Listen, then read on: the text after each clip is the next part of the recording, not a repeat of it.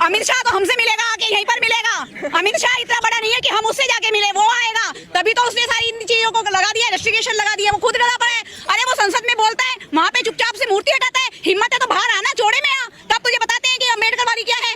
तू चुपचाप करे जा वहाँ पर। लगभग प्रदर्शन कर लिया है, अब तक तो माफी मांगी नहीं। तो मैं भी इस बात को समझता था, मैंने तय किया अपनी पार्टी संगठन के लोगों के साथ बैठ के कि इस बार इसका परमानेंट सोल्यूशन ढूंढना है। जिस सत्ता के नशे में भारतीय जनता पार्टी के लोग इस देश के संविधान को और महापुरुषों को अपमानित करने का काम कर रहे हैं, वो सभी महापुरुष जिन्होंने इस संविधान के निर्माण में योगदान दिया और उनमें जो हमारे गुरु भी हैं बाबा साहब अम्बेडकर, उनका अपमान करने वालों को हम इस बार बहुत मजबूत सबक सिखाने के लिए तैयारी कर रहे हैं। सर, जिस तरह से इस अपमान पर सभी विपक्षी दल जो है वो बोल रहे हैं और बीएसपी का भी एक ध्यान से देखेंगे तो हर जिले में भीम आर्मी अपना काम कर रही है। आज़ाद समाज पार्टी उस तरह से सामने से पार्टिसिपेट नहीं कर रही, क्योंकि मैंने अभी कई पार्टियों का वो देखा, समय और बहुत सारी चीज़ें लगी लेकिन रिजल्ट जुगातू रहा।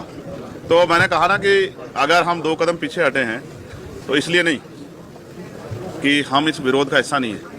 पार्लियामेंट में भी सबसे पहले ये विरोध हम लोगों ने शुरू किया, लेकिन हम लोग पीछे इसलिए हटे हैं कि हम इसकी बड़ी तैयारी करेंगे और चाहे दिल्ली में या जिस भी तरह से पार्टी की जो स्ट्रेटजी होगी, ऐसा मजबूत जो है विरोध दर्ज कराएंगे कि सरकार के पैरों पर। प्रधानमंत्री ने क्रिसमस के मौके पर कहा है कि दुनिया में कहीं भी हिंसा होती है तो मुझे दुख होता है, इस पर क्या कहना है? प्रधानमंत्री तो बहुत अच्छी बातें कहते हैं, काश उनका किरदार भी ऐसा ही होता।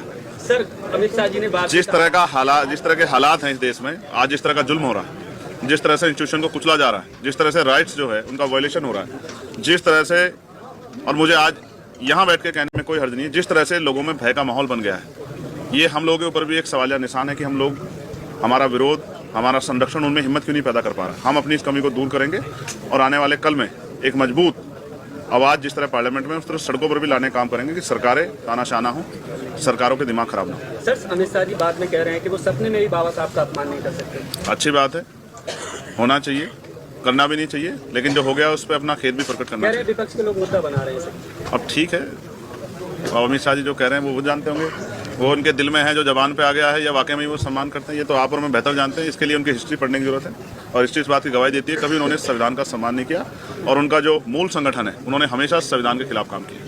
केसेस ऑफ वर्शिप एक्ट की जिस तरह से धज्जियां उड़ाई जा रही हैं, सुप्रीम कोर्ट के जज रास्ता खोल रहे हैं कि क्या कहते हैं जो मस्जिद की खुदाई हो, मंदिर खोजे जाए, इस पर क्या है? देखिए, मुझे बड़ी निराशा हुई हमारे पूर्व चीफ जस्टिस से, उनके कारनामों से। मैंने जैसे कहा, आपने प्राइम मिनिस्टर को लेकर जो सवाल मुझसे पूछा कि प्राइम मिनिस्टर ये कहते हैं मुझे दुख होता है, इसी तरह से वो भी बहुत अच्छी मीडिया बाइट्स देते थे हमारे पूर्व चीफ जस्टिस, लेकिन जो बाद में उनके द्वारा किया गया और उनकी निगरानी में जो हुआ उसका खामियाजा देश भुगत रहा। तो मैं इस पर बस इतना ही कह सकता हूँ कि पहले तो पार्लियामेंट में वर्शिप एक्ट जो है उसकी जो खामियां है उसमें अमेंडमेंट बिल लाके वो दूर करनी चाहिए। और रही बात सुप्रीम कोर्ट या बहुत सारे इंस्टीट्यूशन, ये देश के हर व्यक्ति की जिम्मेदारी बैठती है कि किसी भी धर्म के साथ अपमानजनक रवैया ना हो, इससे देश कमज़ोर होगा।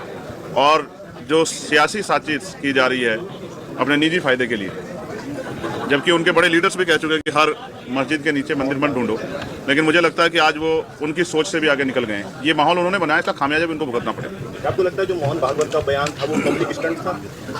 जब ये तो वही लोग जानते होंगे कि उनका बयान स्टंट था या वो जो हालात उनके द्वारा पैदा किए गए और आज जो उनसे समझ नहीं रहे हैं उसके बाद ये बात कह रहे हैं। मगर मैं स्पष्ट तौर पर कहना चाहता हूँ, सिर्फ ये देश बातों से नहीं चलेगा, संविधान के आधार पर चलेगा। और जो इस देश में अल्पसंख्यक समुदाय में जो हमारे मुस्लिम भाई हैं, जैन भाई हैं, सिख भाई हैं, बौद्ध भाई हैं, क्रिश्चियन भाई हैं, उनकी ज़्यादा जिम्मेदारी हम लोगों को आगे बढ़कर उठानी पड़ेगी कि उनके मन में जो भय पैदा हो रहा है वो भय ज़्यादा दिनों तक ना रहे। क्या चंद्रशेखर जी संभल के पीड़ितों से मिलने के लिए जाएंगे?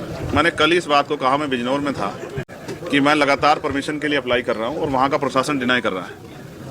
लेकिन जिस दिन मैं वहाँ जाऊँगा तो फिर वहाँ जाने के लिए बहुत लंबी लंबी कतारें लगेंगी, क्योंकि अभी तो सब किसी के मुंह से संबंध नहीं निकल रहा है। कल का अगर आप मेरा प्रेस नोट ब्रीफ सुनोगे तो आपको पता लग जाएगा कि अभी मैं नहीं जा रहा हूँ तो कोई नहीं जा रहा है। जिस दिन मैं जाऊँगा और मुझे परमिशन मिलेगी फिर सब लोग जाएंगे। मैं मीडिया के साथियों के लिए भी चिंता कर रहा हूँ। मैं रदीप साहब अभी चर्चा कर रहे थे कि मीडिया पे जिस तरह की पाबंदियां लग रही और मीडिया अपना काम स्वतंत्र रूप से नहीं कर पा रही, मुझे मीडिया के साथियों की भी चिंता, क्योंकि कई पत्रकार जेल गए हैं। हमारे मीडिया के साथी भी सरकार पर सवाल करते हुए थोड़ा सा घबराते हैं। लेकिन आप तो अच्छे शानदार पत्रकार हो, आपने तो बहुत सारे सवाल पूछे। तो आप ये समझो कि सरकारें जनता के लिए हैं, जनता सरकारों के चारा बनने के लिए नहीं है। सरकार के हिसाब से देश नहीं चलेगा, देश संविधान के हिसाब चलेगा। और जिनको गलतफहमी है उनके घमंड भी जनता आने वाले समय में तोड़ देगी। संभल में जो पुलिस की कार्रवाई है उसको किस तरीके से देख रहे हैं आप? मैंने कह रहे हैं कि निष्पक्ष कार्य होगा, पत्थरबाजों को बख्शा नहीं जाएगा। वो जो 80-20 की बात करते हैं वही जिनके एजेंडे में 20% लोग हैं ही नहीं, उनसे क्या उम्मीद कर सकते हो आप? उनकी कथनी करनी में फर्क है, इसीलिए जनता का भरोसा उनके प्रति कम है। और वो लोकसभा में जनता ने वोट की चोट से सबक भी सिखाया। और एंकार में 400 पार तो नहीं में 240 पर रुपये। तो स्वर्ग का रास्ता है, तो किसी भी चीज को कहीं पर भी जाने के लिए उसका एक प्रॉपर एड्रेस होता है। स्वर्ग का कोई एड्रेस है, प्रॉपर चीजें हैं वहाँ पर जाने के लिए। अमित शाह तो हमसे मिलेगा, आके यहीं पर मिलेगा। अमित शाह इतना बड़ा नहीं है कि हम उससे जाके मिले, वो आएगा तभी तो उसने सारी इन चीजों को लगा दिया, रेस्ट्रिक्शन लगा दिया। वो खुद डरा पड़ा है। अरे वो संसद में बोलता है, वहाँ पे चुपचाप से मूर्ति हटाता है। हिम्मत है तो बाहर आना, जोड़े में आ, तब तुझे बताते हैं कि अम्बेडकर वाली क्या है। तू चुपचाप करे जा वहाँ पर। नहीं, धमकी क्या है इसमें? धमकी है, वो कुछ भी बोले जाए, वो कुछ भी करे जाए, उसकी छूट है। हम पब्लिक बनाया किसने अमित शाह को? मोदी को बनाया किसने? हम लोग लाए, हम लोग लाए। वोट किससे? वोट किससे? वोट हम लोगों से, हमारी एक वोट से। वोट का अधिकार किसने दिया? संविधान किसने लिखा? बाबा साहब ने। तो वो भूल रहे हैं क्या? भूल रहे हैं? हम बोलते हैं आपके पूर्वजों को, किसी को बोलते हैं आप राम के अनुयायी हैं, आप राम को मानने वाले हैं, हम बाबा साहब को मानने वाले हैं, तो आप क्यों मतभेद इसको कर रहे हैं? प्रतिमा हटा दिया, प्रतिमा तो वो उसने कमरे में जाके हटाई ना, वहाँ पर हटाई ना, चुपचाप ऐलान करके हटाई। कोई भी चीज हटाने से पहले अगर आप संविधान में लिखा गया है, कोई भी परमिशन, अभी परमिशन के लिए हम गए, उन्होंने कहा 10 दिन का इमरजेंसी लगी। इमरजेंसी के लिए आप एम्बुलेंस लाते हैं, रेड लाइट पर क्रॉस करते हैं ना, कोई पेनल्टी डालते हैं? नहीं डालते। अरे पहले पढ़ लिख लो, स्कूलों में चले जाओ, मंदिरों की जगह स्कूलों में चले जाओ, तो कुछ दिमाग आ जाएगा। आपको बोलने से पहले कुछ परेशानी नहीं होगी, फिर माफी मांगेंगे, इस्तीफा भी देंगे। और नहीं तो 2 अप्रैल याद नहीं है उनको क्या? वही चीज दोबारा आ जाएगी, 2 अप्रैल से ज्यादा आएगी। कि है ना, इतना नाम अगर भगवान का लेते तो स्वर्ग की यात्रा हो जाती, या स्वर्ग का आप जीवन जी लेते। तो मुझे ये बताइए कि ये जो दलित, पिछड़े, शोषित और महिलाएं, जो उनका जीवन जो नरकीय था, जब बाबा साहब के संविधान ने उन्होंने कानून के द्वारा जो जीवन दिया, जो आज हम यहाँ खड़े हैं, तो कहीं ना कहीं ये संविधान की देन है ना। तो हमें तो जो सम्मानीय जीवन स्वाभिमान के साथ मिल रहा है, वो कहीं ना कहीं बाबा साहब की देन है ना। तो हमारी तो यही स्वर्ग है। तो फिर किस आधार पर ये कह रहे हैं कि भगवान का नाम, मतलब बाबा साहब का नाम लेने से थोड़ी ना तुम्हें वो मिलेगा स्वर्ग, मतलब इस तरीके की कहना चाह रहे हैं वो। तो उसी का प्रदर्शन करने के लिए हम लोग यहाँ आए, उनको ये दिखाना चाह रहे हैं कि आपके दिमाग नहीं, लोग काफी लोग आए थे, लेकिन उन्होंने क्या है, अब जब इनके हाथ में पुलिस प्रशासन है तो ये तो कुछ भी कर सकते हैं ना। इसी चीज का भी होना है ना कि लोकतांत्रिक व्यवस्था के अंदर लोगों को प्रदर्शन नहीं करने दिया जा रहा है। ये वो दिखावा, वो हाथी के दांत दिखाने के कुछ और खाने कुछ होते हैं ना। तो यही प्रवृत्ति है इनकी, दिमाग के अंदर इनका यही चल रहा है। ये सिर्फ है ना, काउंटडाउन शुरू हो गया है सर, काउंटडाउन उनका शुरू हो गया है, काउंटडाउन उनका शुरू हो गया। इसलिए 26 नवंबर को उन्होंने 26 नवंबर का बनाकर तो उन्होंने ये दिखा दिया कि हम भी बाबा साहब को मानने वाले हैं। देखिए, अगर आप पढ़े लिखे हैं तो